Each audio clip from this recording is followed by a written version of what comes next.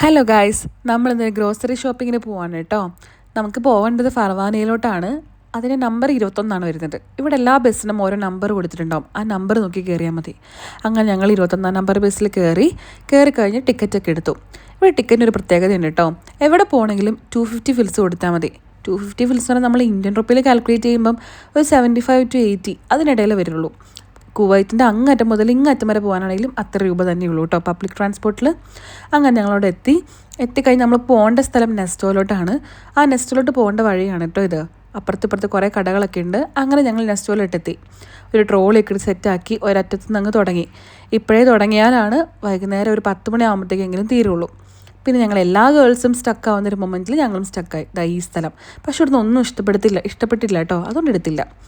പിന്നെ ഞങ്ങൾ shopping continue ചെയ്തു. കാരണം പെട്ടെന്ന് വീട്ടിലെത്തണമായിരുന്നു.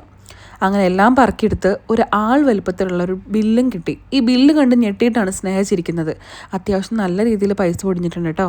അങ്ങനെ എല്ലാം പറക്കിയെടുത്തൊരു സൈഡാക്കി ടോക്കണൊക്കെ വാങ്ങിച്ച് സൈഡിലോട്ട് വെച്ച് നമ്മളിനി നെക്സ്റ്റ് പോകുന്നത് ഫുഡ് കഴിക്കാനാണ്. അങ്ങനെ നമ്മൾ ഫുഡ് കഴിക്കാനായിട്ട് ഇതിൻ്റെ മുകളിൽ തന്നെ ഒരു കടയുണ്ട്. അതൊരു മലയാളി റെസ്റ്റോറൻ്റാണ് കേട്ടോ. നമ്മളവിടെ പോയി ഓർഡറൊക്കെ ചെയ്തു. ഓർഡർ ചെയ്യുന്നതിൻ്റെ ഇടയിൽ നമുക്ക് കുറച്ച് നേരം വിശന്നു. അപ്പോൾ നമ്മൾ ഒരു മിഠായിയൊക്കെ കഴിച്ച് അഡ്ജസ്റ്റ് ചെയ്തു.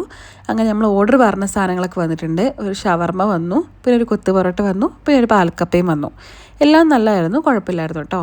അത് നമ്മൾ ടാക്സി പിടിച്ച് എല്ലാം ഡിക്കിലോട്ട് വെച്ച് അങ്ങനെ നമ്മൾ തിരിച്ച് വീട്ടിലോട്ട് പോവാണ് കേട്ടോ. ഇവിടെ ഏറ്റവും ബുദ്ധിമുട്ട് എന്താണെന്ന് അറിയാമോ?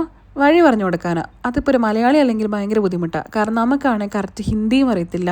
ഓടിക്കുന്നവർക്കാണ് മിക്കവർക്കും ഇംഗ്ലീഷും കറക്റ്റായിട്ട് അങ്ങനെ അറിയത്തില്ല.